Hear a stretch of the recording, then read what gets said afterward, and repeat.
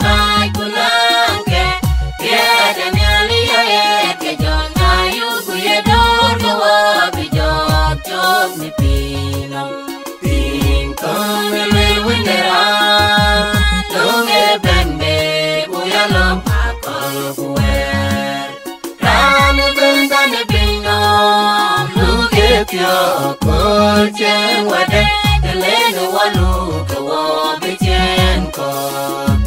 pingkong le windera longe bende ku ya lom akol kuer wa chi ding mi ko ke chuan ba chen me pie chi roi wa